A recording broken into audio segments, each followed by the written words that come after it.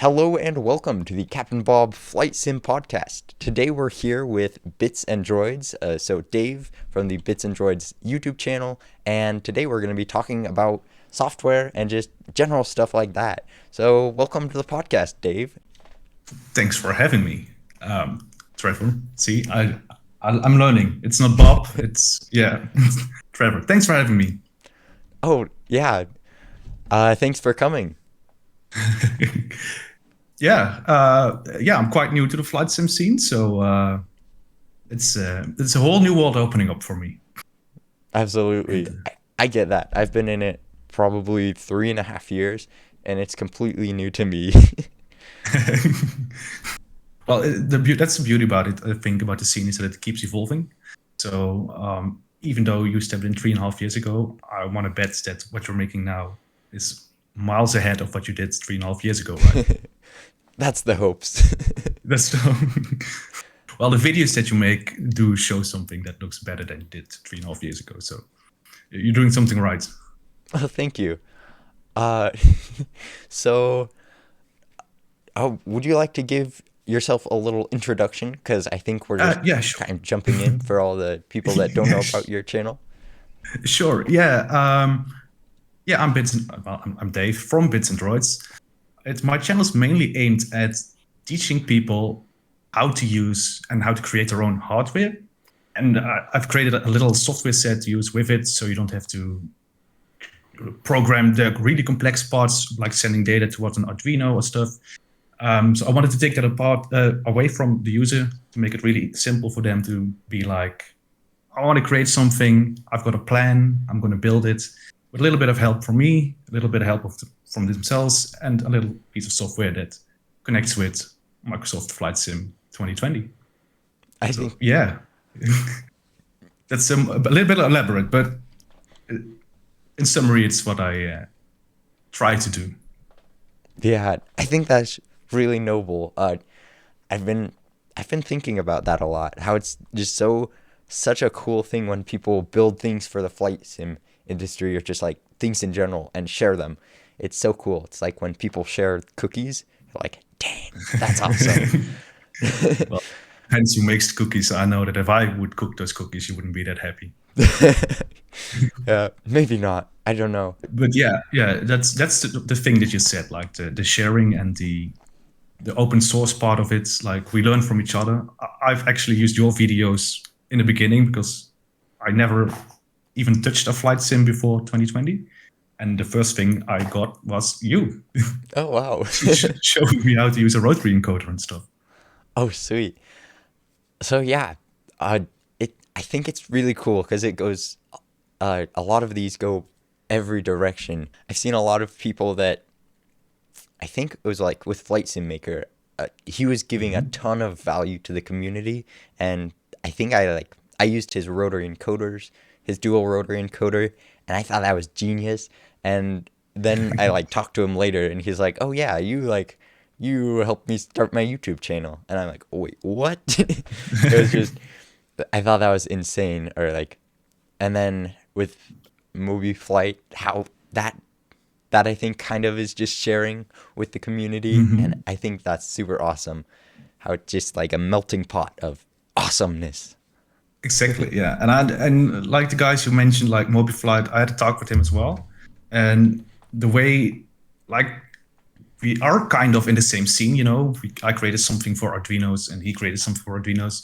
Um, but it's like it's very accepting, and he's still willing to share and share code and see where we can help each other out. And that's what I've been getting a lot in this flight sim scene from other players and other YouTubers, Hmm. whatever. Yeah, That's something I really like about this community. I feel like it's very tight knit and kind of like open. true. Yeah, there are some.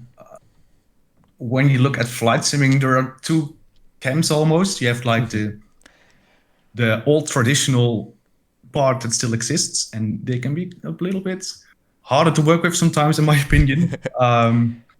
With all the best intentions, and you have to really nice, welcoming, helpful guys. Yeah, yeah, yeah. Yeah. It's interesting that you kind of divided it into like a more traditional flight simulator and kind of the like more welcoming. And I've never really seen that before, or like clearly divided it. But I guess it kind of makes sense because you can kind of see on the forums sometimes they're like, why do we need this new solution? It already works and no one needs it. And you're like, you Exactly. can do Yeah. something this other way. It's less convenient, but you can do it. And it's just funny to see through the forums how I guess there is sometimes people that are that don't kind of want change. I don't know if that makes if that's a No, way to that's put it. but I think in every aspect of life, you have always people that don't like change. Yeah. That's fine. I mean, not everybody has to change. Yeah, and too much change can be a bad thing. Yeah, that's true. That's true. Yeah. I definitely don't blame them though because for a lot of stuff like with adding new features to MobiFlight, that's development time and it's like what do you prioritize? Do you prioritize a smooth experience or like an innovative experience and you could be like, Yeah, "Wow. it's true. It's you can cater to what people want, or you can cater to what you can deliver, and then you have to find some kind of common ground in the middle to make sure that you work kind of efficiently. So yeah, that's true. Yeah. Okay. I do have a question right here. What actually made you want to start Bits and Droids? I'm a big fan of mobile flight, so let's start with that. But the day Microsoft Flight Sim 2020 came out, it's the first time that I ever touched a flight sim, and I was like, I wanted to buy the SATEC panels, and they were like 120 euros, 130 euros, and then I was like, oh, but then I need three of them because that looks cool, and then you are already like 400 euros, and you're like, no, no, that shouldn't be the case. And the plastic, it feels, sorry, I hit the microphone. It feels cheap. It doesn't feel good. So I was like, I'm gonna try MobiFlight. I tried it, but on release day of Microsoft Flight Sim, I just jumped in too early. The patch of him wasn't released yet, Oh yeah. so I tried it and I was like, it doesn't work. I got all like, grumpy, throw an whole day away. And then I said, well, I'm just going to do it myself. And then I made a little connector in a little console window, even. It didn't have an interface. Put a picture on Reddit, and people were like, make a video on how you made that thing because I wanted as well. And then I made a video, and the rest is history. Yeah, that's Bit of a super roller coaster. that's super interesting. I think it's pretty cool how you first touched this basically last year when Flight Sim released. So I I guess I was thinking that you'd been in like Flight Sim for years or something and you finally like mustered up the courage to build a plugin. But I think it's super cool how that whole story just happened like within a year about, Yeah, I I've guess. never touched an Arduino before. I never touched C++ before. I never touched flight sim before. Um, and then I just did it. And I think that's the thing. Usually I used to do little coding projects in a bit more easier languages. And I started them, but it was always, oh, but that's too big. You never do them. And the moment you said, okay, that's screw it, I'm going to just do it. It's when things start to form. And that's how this got started. I like that. Screw it, I'm just gonna do it. Yeah, exactly. Yeah. Don't do it in every aspect of life though, but Yeah. like the book on your shelf, start your own business. If you got a plan and you know, just do it. Yeah. Yeah. We're repping Nike, I guess, now. Is it? Is it? It's there. Yeah, you're right. We're gonna get copyright strike. Sorry. Uh-oh. Better hurry. Better not. But yeah, I think that's super inspirational how you'd never touched an Arduino uh until you created Bits and Droids. Yeah, but it does show though. If I look at my old codes and some old parts of the connector, and it's the experience that is lacking in that part, but I gained it along the way, and then you perfectionize some things or go back to your old projects. I like, wow, what I did here was it's the most stupid thing to do, and then you just fix it. But yeah, even though it isn't perfect, it's still a step forward in some ways. You learn from it. So yeah. Hmm. Yeah, with the like old code, I was listening to a podcast a little bit ago, and it was about learning to code, and it said that you always look at your code a year ago and think this is the worst code ever, but you look at today's and you're like, I wish I never changed because my code is great, or like it's kind of the 10 years ago I was an idiot, but I wish I never changed today. I don't know if Yeah, that's it's with you. true. It's kind of true. But I'm also kind of a fan of keeping things simple. Like Hmm. I can make the most complex pieces of code if I wanted to spend hours and hours to create perfect algorithms that, but then if somebody else comes along and looks at the code and it's like, it works and it works perfectly, but I don't understand what's happening. And that is what I try to avoid as well. That even though you try to do things smoothly, just keep it simple, simple names, simple explanations that if you look at the tutorial, you're like, oh yeah, I get it. And it's not like I have no clue what he's done. I'm just going to copy and paste it. And now I've made my own thing, and I'm never going to touch it again. Yeah, I think that's a good part of your connector too. The interface on it is very simple. Just like looking at it, it's I feel like sometimes with MobiFlight, there's so many features, which is fantastic. But as a beginner, sometimes I realize that you're like, wait, what does this button do? And you can kind of go down a rabbit hole and learn stuff. So it kind of you kind of just have to ignore the complexity sometimes. And I think something I like about the Bits and Droid is how you keep in simplicity in mind. Yeah, exactly. I want people to create something and learn something on, they made it themselves. They coded up their Arduino. They coded up anything they wanted to, but I don't want them to get lost in a sea of things that they don't understand or that they have to come back to at a later point and they still don't get what they did in the past. And MobiFlight is like a totally different ballpark. It's easy to create something. You just plug it in, select what you want. Like you said, there are many features, um, but it isn't yours, and that's what I wanted. That was the difference I had in mind. I wanted you to create something with a little bit of help, and then get it working. Like if you wanted to wire up your toaster, go for it. Oh, that's funny. I think the weirdest thing I've wired up was the buzzer in my LED video. I really want to wire up my toaster now. You put that idea in my mind, and with your I coffee just maker. I just wanted to be sure if anything catches fire, I'm not liable at Okay, all. gotta get that disclaimer. Yeah, exactly. Uh, But yeah, exactly. The coffee maker. It's the most stupid project ever. Uh, but it was something in the beginning. Everybody asked, "Can I do this?" And I said, "If you can just come up with logic, just do it. Just it's possible." yeah, absolutely. I think you're saying like, oh, can I do this or can I do that? I think it's definitely worth trying before like questioning or with a lot of those or like, can I hook a switch up to Arduino? Um, or you're if you have a switch and you can do that, you just go for it and Exactly. like Yeah. figure it out along the way. Yeah. Yeah. Sure. And the software shouldn't limit you in that part, with the connector. Like, yeah, as long as you can code up the components, you can send data to it or retrieve from it, whatever you want. Both. Yeah. Okay. One of my other questions I was actually interested is what's your goal with the bits and droids?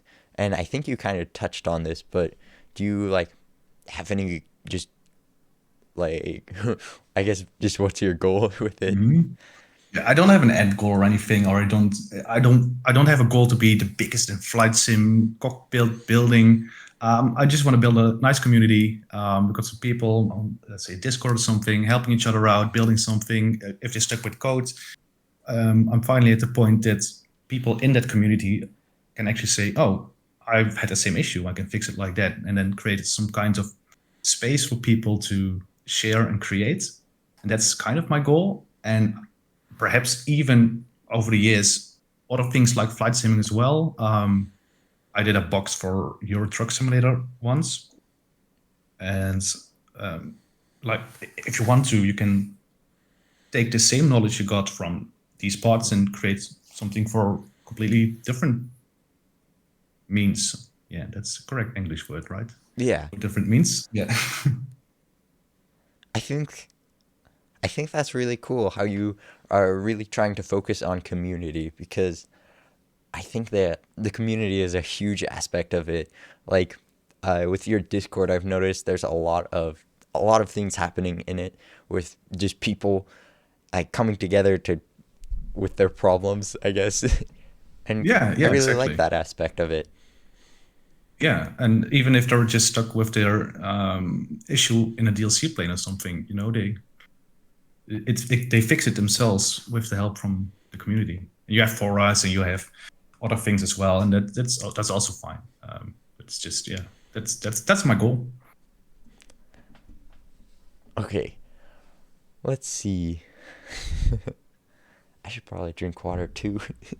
Yeah, I gotta stay hydrated. I don't know if it's hot at your place, but I guess it's pretty hot. It is the morning though.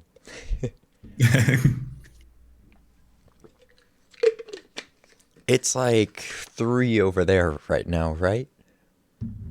correct. Yeah, it is. Do you have a Captain Bob drinking mug? I do. It's my sticker. it's, it's amazing. I'll have to send you one. um, okay. Oh, this was a. Actually, I was actually thinking about this early on the podcast, but it's actually in the Mhm. outline, which is kind of awesome. What makes Bits and Droids different from other configuration software? So, like, how does it differ from and MobiFlight, basically? Yeah. Um, it's it's a bit harder to start in with. Like it's not if you want a plug and play solution, I wouldn't recommend to use it. I would be like, go to Mobile Flight, go to SimVim. You can easily plug it in. Mine is more if you have something that doesn't fit those constraints, or you want something that has no constraints. That's where my connector comes in. I think it just sends data over serial. That's the only thing it does, and it reads data over serial. The rest is completely up to you. It's like easier to use the library, then you don't have to do some certain things on it. So in Arduino, you can download the library from the library manager. It takes away some of the coding, which is still completely open and free. Instead of you can only use these components and you can only do this with it or that. If you want to, you know, it's more limitless, but it's harder to get into. I think that's the biggest difference. Yeah, I think this kind of plays into like the complexity of it. I was thinking that I kind of think that like complexity and limitations sometimes are grouped into the same bubble, but this is a way that I think can show that you can have something complex and be like simple to operate, I guess, with like Yeah. less check boxes and stuff. So yeah, I think it was interesting how you said that if you just want something plug and play, more or less, go to MobiFlight or SimVim. Uh, Hmm. I think, I think because you kind of have to code, it might be a better fit for someone that's gonna plug and play. Uh, but I think you should definitely learn how to learn Bits and Droids, just because I think it would be a good experience for a lot of the viewers. Yeah, true. And I think as well, like for me, even though in real life when you go looking for a job or apply for a job or something, you say I I created this controller and I use this software. It's cool, but if you can say I created this, it runs on my own firmware and it just sends data, receives data, and I did it. Mouths will drop, and you'd be like, "Oh wow, how did you do that? And how did you create it?" And it's way more of a cool talking point than I bought a board, plugged it in, hit the check marks, and it's done. Yeah, I think that it's definitely what is it called? A power flex or something, or like a cool Yeah, point, a power exactly. Yeah, move. a power move. Yeah, like your tears and your struggle are in it. Some people that I've talked to were like, I was stuck on this piece of code for weeks, and then finally I got it, and it works. And that feeling, if people can experience that, that's amazing. Yeah. Oh, I know that feeling. It's what did I think it's the feeling I had when I finally figured out like how RGB LEDs worked.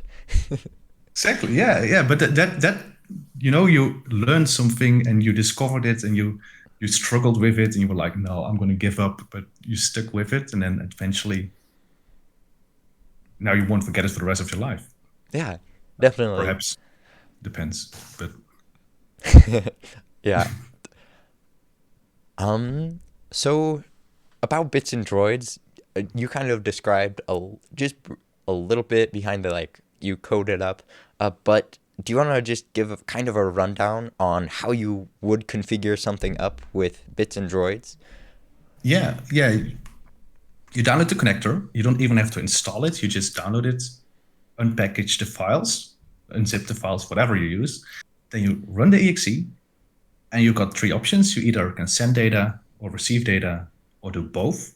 The last one is still under construction quite a bit, so let's focus on inputs, outputs. You select which one you want. You select a board you want to send it to.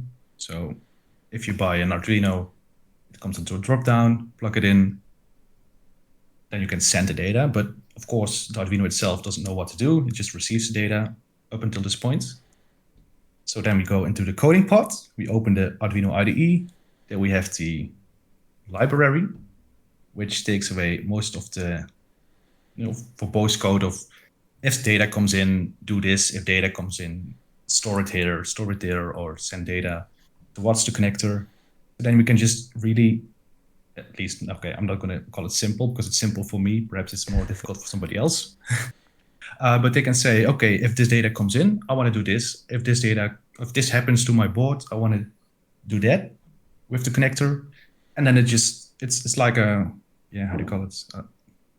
An interaction between both. You created something on Arduino, the connector is just listening or sending, and you have to really create an environment for yourself on how you will code it up or how you want the functionality to be. Do you want it to be something else every time you press the button? That's possible. It takes a bit more coding, but I've seen quite some wild builds from some of my users already. Somebody had created an entire menu interface on Oh a little wow. tiny OLED screen where it's like heading, altitudes, COM1, COM2, so you can navigate with a rotary encoder. Oh And then it goes cool. through the menu, and if it selects COM1, it displays the COM1 and 2. Another rotary encoder then controls it. So yeah, the code was big though, so it took him quite some work. But it's kind of a good demonstration, I think, of if you want something else than a normal button, you can, but you have to learn how to create it. It's a bit of a repeat pattern in that regards, I think, but I think that's the main line. That's So it's great. yeah. Oh, I didn't mean to cut you off. No, that's fine. So yeah, if you can do anything, you can make it happen. I like that a Yeah. lot. I do you have any resources for uh, to like get started in your bits and droid connector that you'd like to like Yeah. share? Yeah, I got all kinds of articles up on my website, bitsandroids.com, which really are, at first, I didn't have those, to be totally honest. I just had connector and a long list of things you could do with it, like a documentation. It's all on the website, like the downloads as well. Um, but if you're really getting started with it, that was a bit too far. If you don't know how to code and you see the documentation on how to code something, you are probably still going to be lost.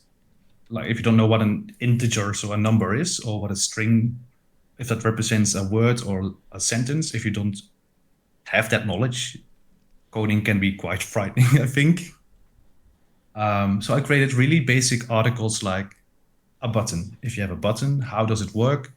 How does the wiring work? How does electricity run through it? What happens if you press the button? How can we learn to convert the logic of pressing a button? So we like, I really like to pronounce things. Like maybe it sounds really silly, but then if I take my finger, press the button, the current can go from left to right. It runs towards my pins, and I have to do something on the pin. So I need to check on the pin, is it high or low, etc. So really a basic, like a bit more at a kindergarten level Yeah, explanation of the code. So that's, I think, the best way to get started if you're really new. absolutely. Uh, I there will be show notes for this episode. I'm not sure which episode this is, to be completely honest. So it is episode. I should probably know this offhand, but I think it's either 8 or 9. Okay. Stand by. But so the link will be, if it loads, it should be captainbobsim.com/episode number. So I think it's 8. Um, maybe I should know that. It's actually 9. Last week's episode, or last month, I think, was episode 8, How to Build a Simulator in a Small Shop. So this is Captain Bob Sim/9. Here we go. It's also on captainbobsim.com/podcast if you'd like to visit the show notes. And it should be in the little, like, description thing. I don't know how podcasts work. It's different for everyone. It's kind of decentralized, to be honest. Okay. Okay. So there we go. CaptainBobSim.com/9 is where I'll compile some of the resources so you can get started with Bits and Droids. Yeah, wonderful. That took way too long. Okay. It's a live experience, right? That's I'll have the podcast episode number in my outline, I think. That would be a good place to store it. I think that's gonna be the best. Yeah. I'll start doing that. We gotta stick with that, Trevor. We're just gonna put it in. Yeah. So with your, I guess, with new sim builders, what's some of the motivation you can kind of give to them? Some of, like, words of wisdom. Don't let people rip you off. If I look at flight simming and the price of gear and hardware, it's so high. It's almost, if you compare it to racing or sim racing or just casual racing, like the setup you can buy for the same price that you can buy a yoke in, it's worlds apart. It has force feedback, you're going to get pedals, you're going to get a shifter. And a flight sim, you're going to get a yoke. That's it. So yeah, I think that's the main reason to, like, it sounds daunting to get started, but A, it's quite easy once you get the hang of it, and B, it's going to save you money, and C, it so enhances your game experience that you don't have to look around for every button or have to tab it. You can just really physically touch it, make people around you annoyed as much as you want to with things that make noise, and it's a fun thing to learn with. Because for me, when I started coding websites and stuff, I like it, but I'm also kind of a bit of ADHD kid. So if I can play with buttons and hit things and see lights go on, that learned me. It got me to learn so much easier. Yeah, definitely. I like the hands-on experience. Don't let you people rip you off. I thought that was funny. And it is kind of interesting to see, like, why is the flight simulation industry so much more expensive? Because you'll see, like, the racing setups that are like, oh, this was $1,000, and then you'll see, like, the flight sim setups that are like, this was $25,000. Exactly, Like, yeah. built over 70 years. I think the demand is also a big part of it, because even Definitely. if you're not into real sim racing, you still want a steering wheel if you're a little kid and you know Need for Speed and you see it in the toy store, you're like, oh yeah, I want that one. but you're not going to be like, oh, I want to have the Boeing 747 overhead panel hanging above my bunk beds. That's Yeah. I don't see a lot of kids with like, oh, I want a Boeing 737-400 aft overhead panel. exactly. Yeah. And better not going to be a 777. Uh, so yeah, definitely the demand affects that. And I think with racing, I haven't really done a lot of sim racing yet, but from what I hear, you can basically use the same components for like every car. Whereas if you buy a radio panel for SciTech, it doesn't really look like the Boeing radio panel, and the switch panel for SciTech isn't really that useful because it's like magnetos on a 747. Uh, so yeah. Yeah, exactly. Yeah, like the yoke. I got like one of those honeycombs. Hmm. Um, it looks kind of out of place when you fly a A320. Yeah, Yeah, it's yeah, because even with the side stick, you're like an A320 has a side stick. Some have a like middle stick. Some have a yoke. Some have I don't know a mix of all three, where it's like a side yokel stick. What's it side called? yokels. I gotta get me one of those. I think. Side yokel stick. I think it's like a I think it's like a single yoke or something. The Cirrus has those, and, Yeah. and I think the 162 has one. It's Okay. a side yokel stick. It's it's like, is it really? Oh, I thought you were joking. Is it really the name? No. Okay. Uh, I'm gonna look it up. I can be quite naive Single sometimes. yoke airplane. I don't know what it's called. Um, yoke stick. I can't find it. Doesn't matter. It's gonna be the side yokel stick from now on. Side yokel stick. Yeah, it's just called a side yoke. I was Oh, pretty close actually. yeah. So yeah, if you want a side yokel stick, then then go for it. Build one. But it's just interesting how that works. And the stick for a Cirrus, the side stick, the side yoke Mhm. is different than an F-18, and the 737 throttles are a lot different than like a Cessna 172. And it's just interesting how you have to, if you want to have something that fits all, you Yeah, you really can't. that's true. Yeah, I got used to it by now that I control my Boeings with my Cessna sticks. It just comes as second nature. But you're right. It does feel like I get the urge to build throttle quadrants most of the times, and I'm like, oh, that's quite a lot of work. But I'm gonna do it one day. I promise. Absolutely. So you kind of it's interesting. I think you had previous code experience, right? Before Yeah. Bits and Droids. So what was kind of True. some of that? What I did before it, Yeah. this as in coding. I'm one of those kids that did too much colleges. I went to too many colleges. Like I did a year of game development, a year of web design, a year Oh. of this, a year of that. So I did 5 of those. Oh wow. Yeah, 3 of those were related to coding and web design, etc. And I did a little side projects and little websites that I used to build from, I don't know, that's always kind of a hobby for me.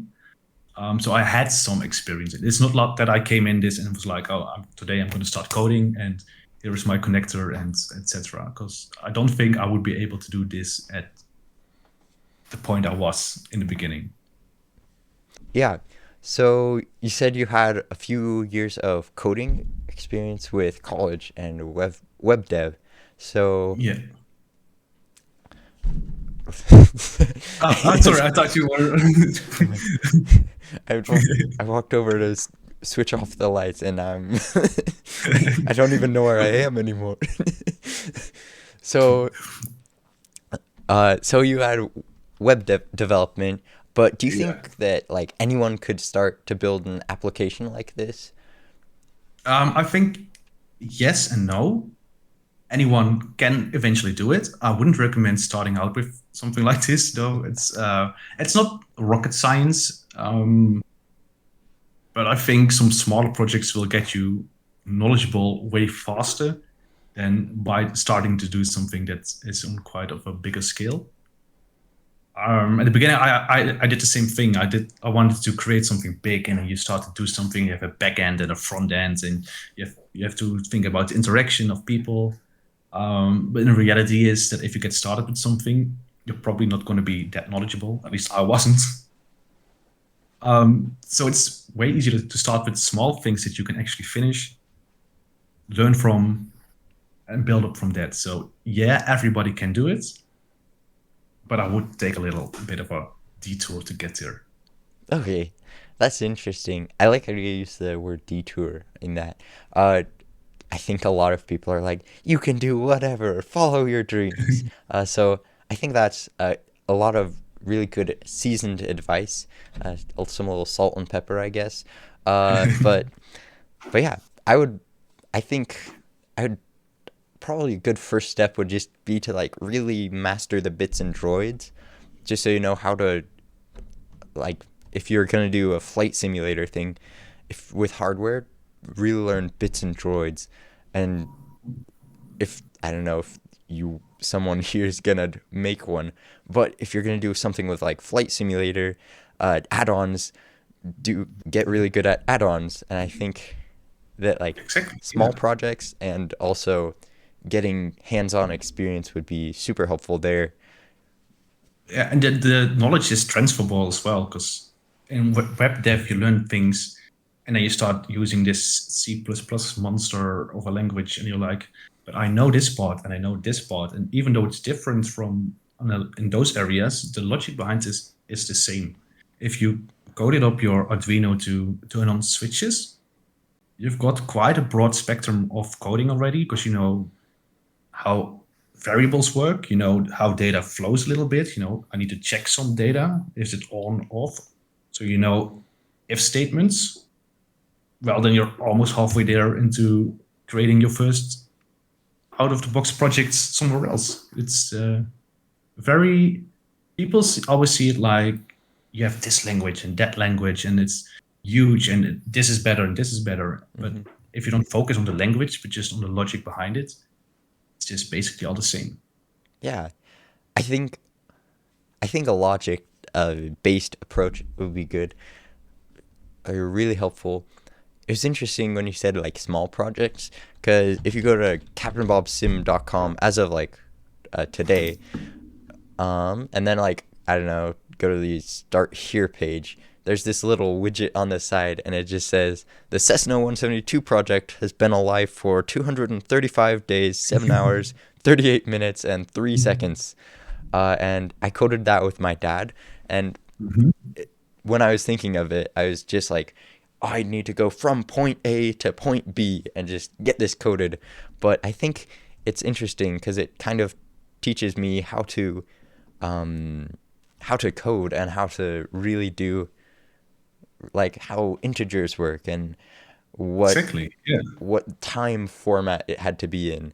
And I also learned that the time format started at 0, so it was off by a year, an hour, and a day, an hour, a minute, and a second. So that was I still need to fix that, but But but that's exactly the point. Yeah, you now know how that works. If you got the timings, time zones, and stuff under your belt, that's a terrible thing to have to work with. So that's a very valuable experience.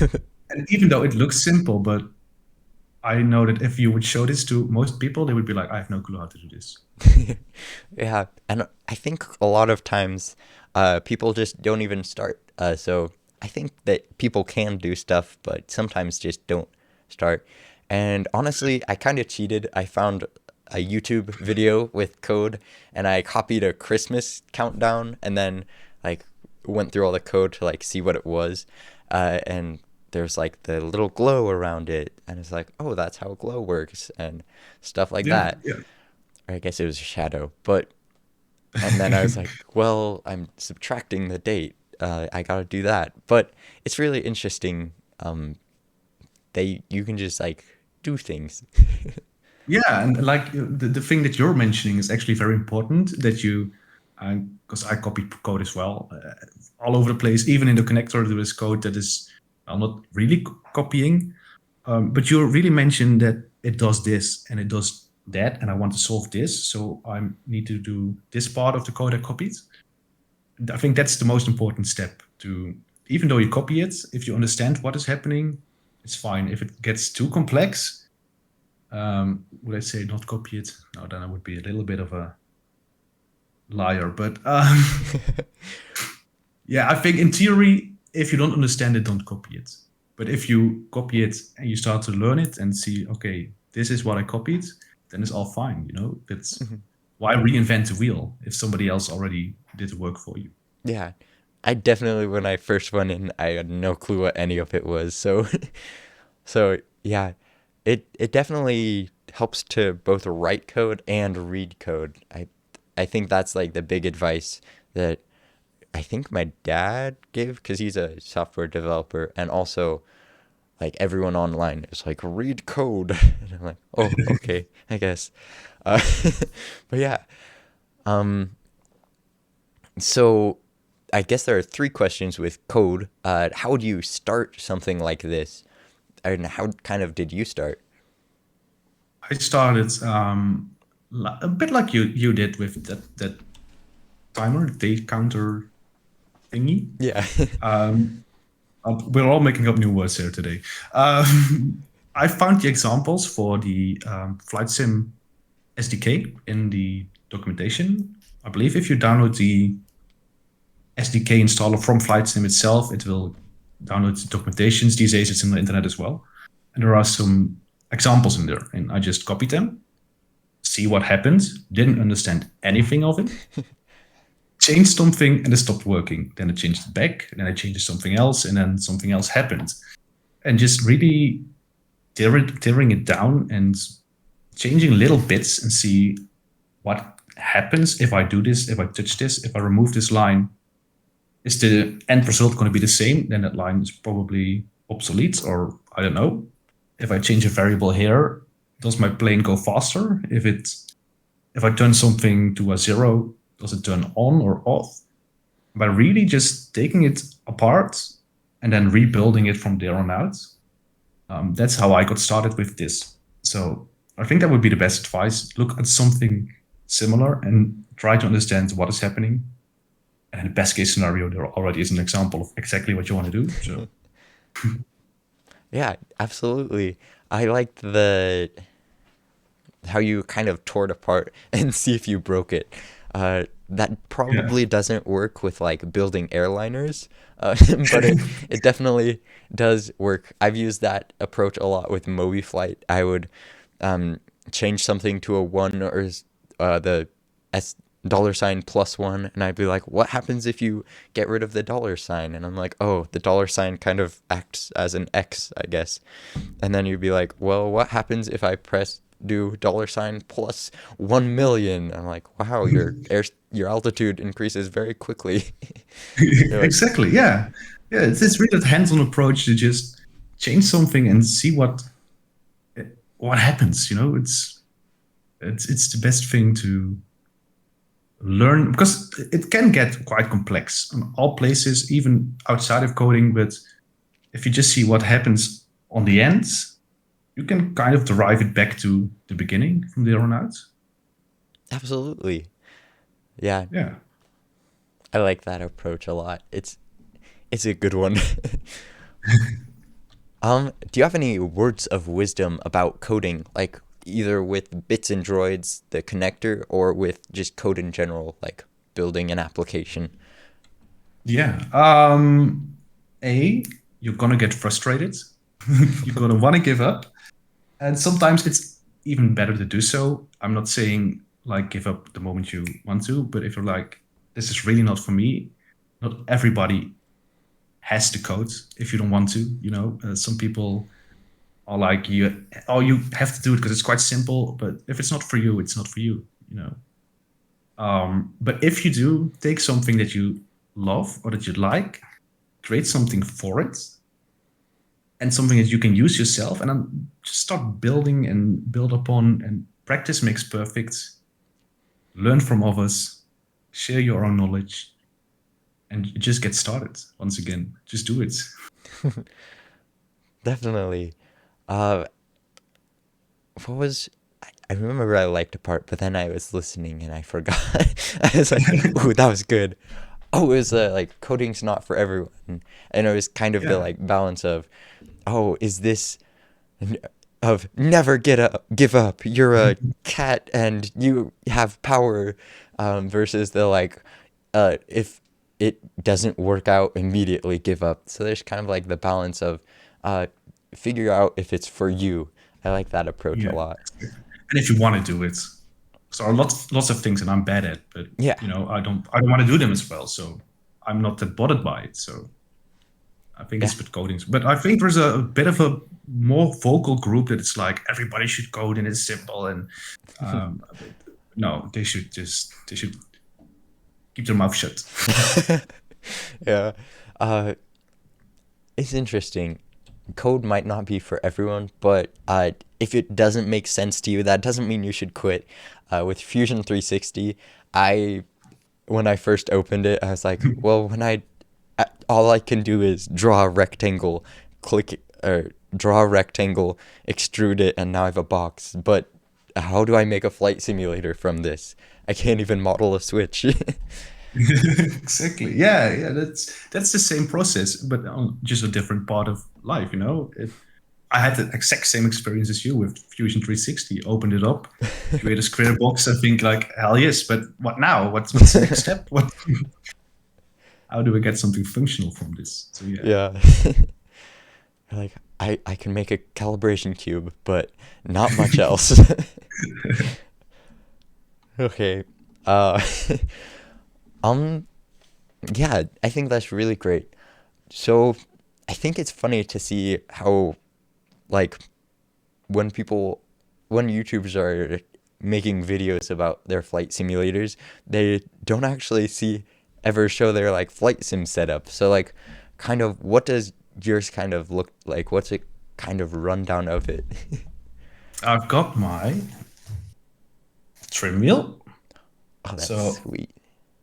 I didn't make this design. I stole this from somebody in Thingiverse. I got a. I'm not gonna pick it up because it's bolted down, but I got a yoke, the honeycomb. I've created my own Cessna throttle set with propeller, so it's not really a 172, but I wanted to have props in there because, what Yeah. if I got my Cessna, how do you call it? Switch I don't panel. know. Switch panel, thank you. That's it. And a radio that I keep saying to myself, I'm going to fix one day, but yeah, that's not going to happen, I think. That would be one of the advices that I forgot. If you don't do it, just don't do it. I keep having these projects that I'm like, I'm gonna finish it one day, but in reality, I'm never gonna do it. I can better make a new one, and I think I will do it faster than finish this radio. Yeah, that is that's interesting. I have a radio story exactly like that. I have that's funny. I have this. I think I use the same 7 segment displays and everything. But yeah, it would be probably a lot easier to just start over. Yeah, yeah, and I think that is something that I need to accept myself as well. I'll just don't do it. You can keep pushing it forward, but it's not going to happen. Screw it and just do it and don't do it. Those are Don't two do it. great advices. Yeah, exactly. Okay. And how many hours per week do you normally work on Bits and Droids? I guess it's interesting to see. It really depends. Because I used to work in an IT company for events before COVID happened. Mhm. Then everything shut down in the event business, so I lost my job. But Oh, it gave me many, many hours of free time. And in the beginning, I think I spent like up to 60, 70 hours a week Oh on wow. it. And that was a lot, but I had fun. So I was like, yeah, I'm just going to do it. But nowadays, now I got a new job. I'm going to college again, once again, stay in school, kids. Um, and I think I spent around 16 to 24 hours on it still per week. So yeah, it's a lot next to work, but as long as you're having fun, I think that's the most Yeah, important part. I think it's interesting how work can be sometimes refreshing with like this, because I'll like get home from work and then I'll be like, I'm gonna design something, and I'll be like, that's just more work. You're kind of tricking your brain. But yeah, Yeah, that's true. yeah. And do you have any like real life flight experience? I guess. I have none. Okay. I think my lack of knowledge is something that really shines through sometimes when I program things as well, and people are like, "I want this variable because it's in this gauge in my airplane," and I'm like, "I don't know." Like, they show me where it is and what needle it is, so I can actually see what it is you're referring to because I have no clue what you're saying. But it's starting to get there, like attitude and altitude, two different things. Learned that quite recently, so that's the point where I'm at. Uh, Definitely. It's interesting you said that because it shows you how you don't actually like need to have a formal commercial pilot license and fly in the airlines 30 years to build a simulator. Uh, because you're definitely your simulator like switch panel and everything you showed us, it looks pretty good. And it's interesting to see how you've never like sat down in a small airplane. I think it, to like build all of that. Yeah. I just copied the sim. That was my approach. They made it so it should look like that, and that was my goal. So perhaps even my toggle panel isn't to scale to a real Cessna. I know it's to scale to the one in game, so that was my Oh, goal. So that was yeah. If that's my starting point, then I at least know that I got something right. oh, good. How do you like scale it to the in game? I'm curious about that. Oh, I really did it the brute force way. I just took many screenshots and then I compared all the parts with all the gaps in between. So I don't know if it's like one-on-one scale, but I know that Oh, the distance between everything is the same as in game, except for the lettering because with 3D printing, with 3D printing, oh, it's quite hard to sometimes get that really fine detail in there. yeah. At least on mine, or I need to have more patience, switch out nozzles. Oh, But gotta be honest, I've never did that before. So it's possible, but I don't have to. So that's the only thing that's a little bit offset sometimes. But just create circles and then see how many circles everything is. yeah. That's really cool. The brute force way. I've heard a little bit about that. I've never really done it before. I guess I'll probably have to pretty soon though. Figure it out. Yeah. How far are you with your 172? Uh, I just finished the section two. Actually, no, that's completely a lie. I haven't even started it. But I finished a little bit of the shell CAD, so there's a good like reference of what it'll look like with the shell, Mhm. and then I have to add in the and I added in the panel on the glare shield. No, uh, the instrument panel. That's what it's called. I added in the instrument panel to the CAD model, and I think I'm gonna work on the glare shield and kind of go from there. I think it's a little interesting though, because you kind of have to like place everything in air and then like build structures to them, and uh, Exactly. Yeah. yeah, I Because you're really going for the scale, like the one on one. You want the real Cessna in your. yes, Yeah, well, that I'm not a that's real the one, but hopes. as close as possible to. Yeah. Um, I think I don't know why I want it so badly. It might be a problem. I should probably look into it, get a doctor, but but I really want a full-scale Cessna now, in my basement.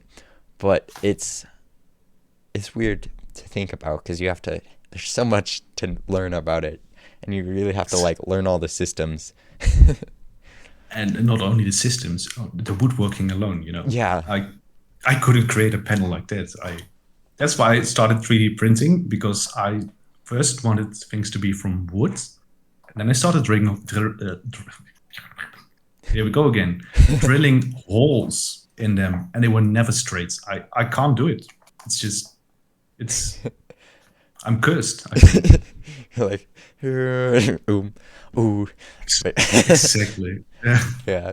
I it's really like you're saying with your code, how your beginning code was awful. I look at a lot of my woodworking projects from a few years ago, and I'm like, throw that away. Get rid of it. It's awful. Like, Yeah. I think right here even I don't think you can see it. You can see it on the camera, but not on the podcast. There's this little thing I engraved into my shelf that was Mhm. supposed to be my ambitious 737 project. It's now a shelf. Uh, but there's this thing, and I like drilled these holes in, and so now this little light switch is recessed. Mhm. Oh, I don't even think you can see it. I can see a little, kind Oh, of. I think the white part. now you can see it. Yeah, yeah, But yeah, just this little white part. Uh, that took me so long, and I drilled 3 holes and used a file to make it all even. And now I look at it and I'm like, that's horrible. You fool. What have you done? But but yeah, it's just you live and learn. So that's definitely. true. Yeah, yeah. And then we come back full circle to the part. Do you want to do it? Like, Yeah. if you want a Cessna in your room, yeah. But if you don't want to spend the time to learn woodworking, I'm gonna represent that part of the camp. Yeah. I even put on the start here page, like start where you are and go from there. You basically live and learn. Uh, but I also put like, is it worth it? And I'm like, well, if um, what was it? I think it was are you keeping up with the Joneses or something? I like if you're just doing this to basically say I have a simulator, and that's great, but you might not really want to build it, and it might be like more worth it to you to buy stuff, or like Yeah, true. yeah, there's definitely a market for flight sim components, and like if you really just don't want to build it, you're cursing the entire time you're 3D printing your panel. And then you Yeah, might just want to buy a SciTech panel. uh exactly. Yeah, if you have the money and if you're you like, yeah I if, want this, just do it. yeah, if you want it and you have the money, that's obviously a thing. I don't really Yeah, buy panels and stuff, so it's easy for me to say just buy it. But because I've never really done it. But if you can do that, it might be more worth it to you. It might not. It's really a personal choice, but I just like to put that in the air. Sometimes it is worth it to buy, and like you said, you didn't really want to do woodworking, so you can definitely move around with flight simulation. Like I have friends who really like repainting airplanes, so they'll like repaint mhm. airplanes or model airplanes,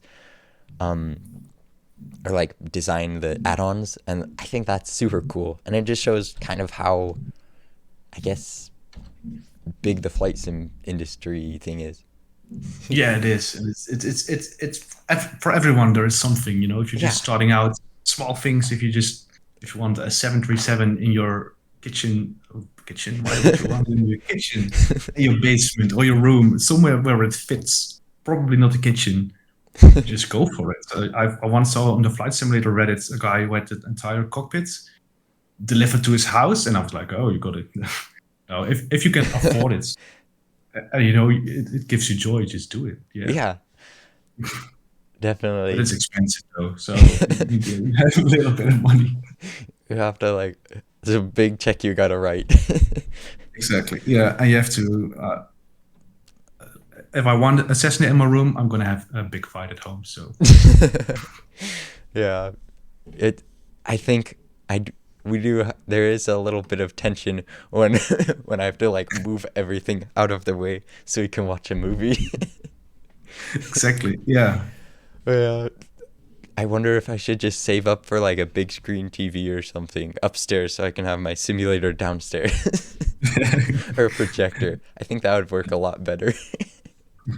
A different room and a girlfriend that likes flying, and then you're set. Yeah.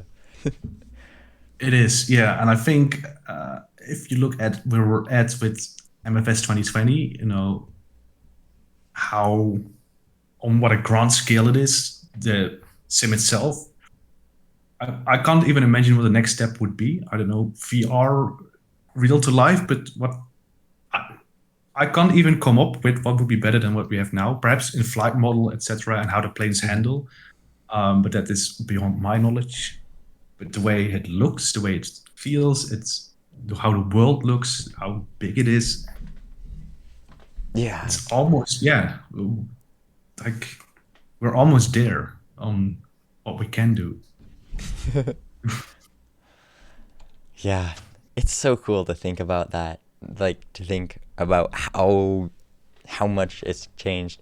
And like even looking at the videos, uh what what was it? It was I think there was this video once about like a 1986 simulator, and it was like here's what flight sim looked like uh, a millennia ago, or like when it first came out. I don't know how many years that It's, is. yeah. That's a lot of math.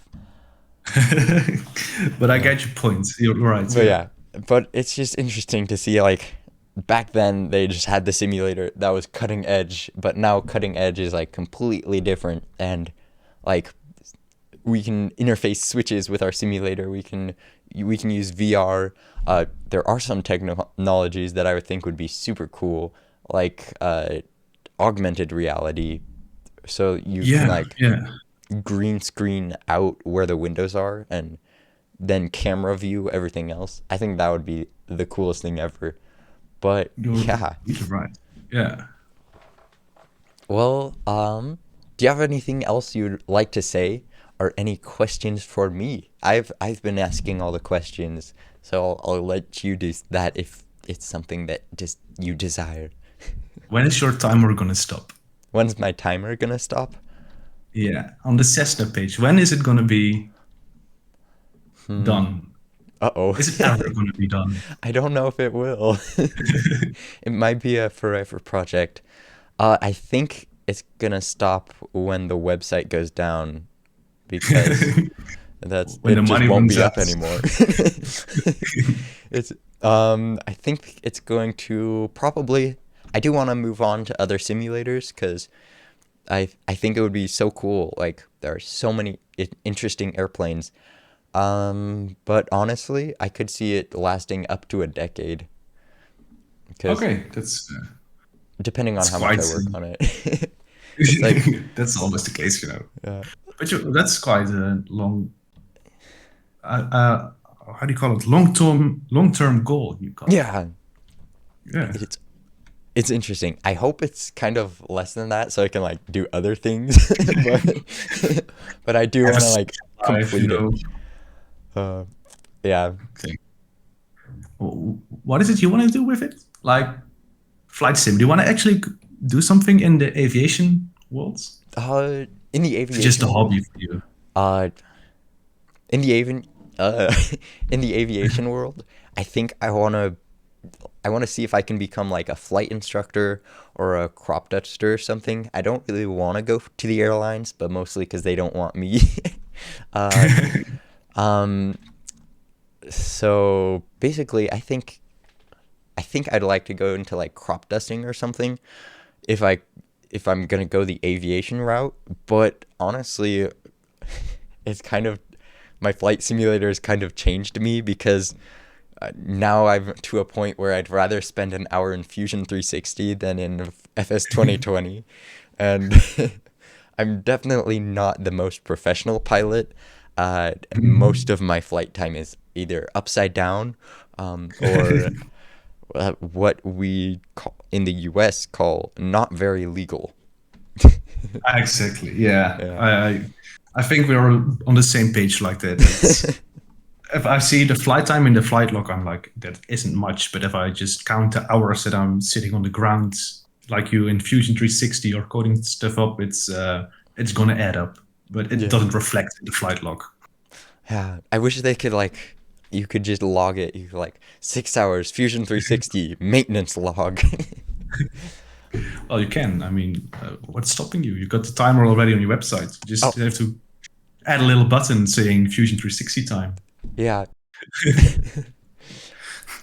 I think it's so weird that it's been up for like 260, 235 days or whatever. I'm like, has it been that long? And if I did one since my YouTube channel started, it'd be at like 2 years. Sick. Yeah, and that's the thing. Like when you just get started, things start to develop really fast, and things go very rapidly. And like, oh, this is new, this is new, and then you come at a point that everything starts to trickle down a little bit, starts to slow down. But it's not that you don't learn anything new, but you start the bigger projects like a Yeah. Cessna with a decade. It's just the projects get bigger, and I like that about it. Yeah.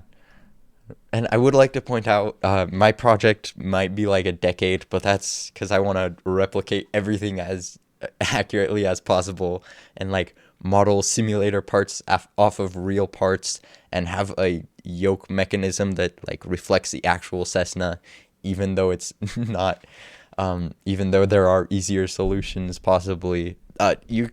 You don't have to take a decade for your simulator. I Yeah. promise. There are many Thingiverse links. That's true. I found them recently.